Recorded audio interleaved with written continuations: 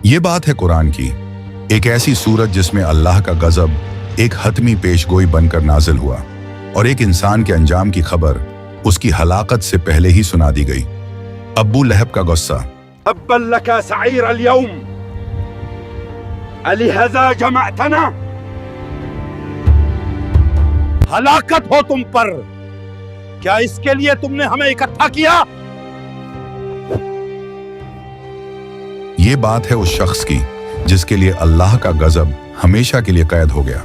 वो शख्स जो मोहम्मद सल्लल्लाहु अलैहि वसल्लम के सबसे करीब था, लेकिन दुश्मनी में सबसे आगे रहा। हम अपना माल और गुरूर मोहम्मद की दुश्मनी में लगा देंगे।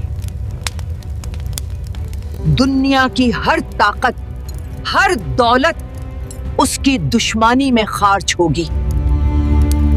ये बात है उस बदबख्त चाचा और उसकी बीवी की इबरतनाक कहानी की, जिसका अंजाम उसके नाम में ही लिखा गया था। ये बात है सूरत लहब की।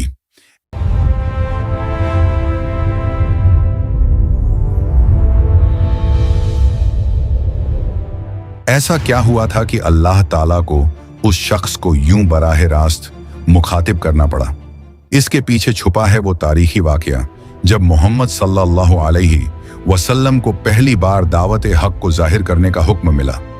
आप सल्लल्लाहु अलैहि वसल्लम कोहे सफा पर चढ़े और मक्का की पूरी कौम को या सबाहा कहकर पुकारा। या सबाहा!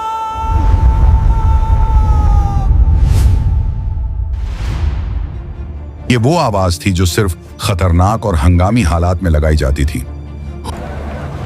या सबाहा, ये आवाज तो मोहम्मद साहब की है।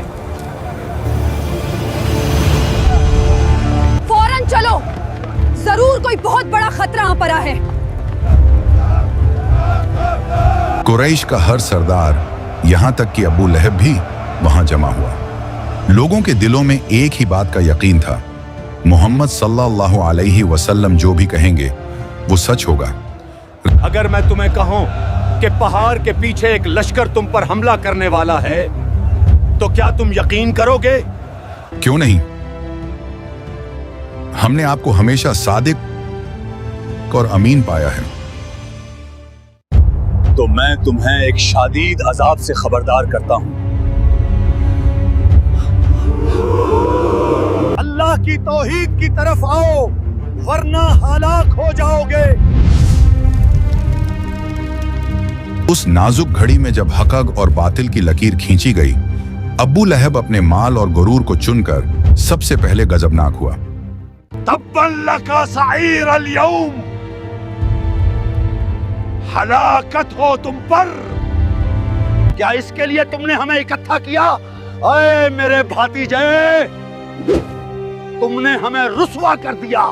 सहीह बुखारी हदीस 4971 में इस वाक़े का जिक्र है। इसी गुस्ताखी पर अल्लाह का गजब नाजिल हुआ और उसका अंजाम कुरान में हमेशा के लिए दर्ज कर दिया गया। आइए अब इसकी 4 अहम आयात को सिनेमैटिक अंदाज में गहराई से समझते हैं। तब्बत यदा अबी लहबिन व तब, अबू लहब के हाथ टूट गए और वो खुद हलाक हो गया। अल्लाह ताला ने यहाँ यदा यानी 2 हाथ का जिक्र किया, क्योंकि उसी हाथ से उसने पत्थर उठाकर रसूल सल्लल्लाहु अलैहि वसल्लम की तरफ बढ़ाया था और फिर फरमाया व तब, यानी वो हलाक होकर ही रहेगा। ये फैसला हो चुका है। आयत नंबर 2। मा अग़ना अन्हु मालुहु व मा कसब, न तो उसका माल ही उसके कुछ काम आया और न वो जो उसने कमाया। अब्बू लहब का गुरूर उसके माल पर था।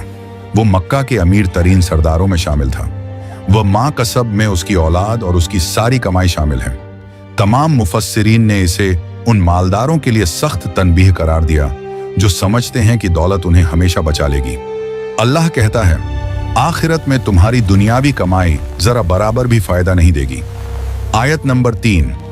सयस्ला नारन ज़ात लहब, वो जरूर भड़कती हुई आग में दाखिल होगा।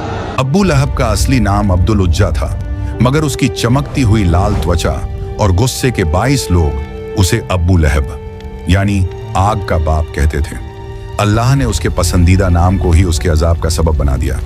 लहब यानी शोला, अब वो शोले में जलेगा। आयत नंबर 4 और 5।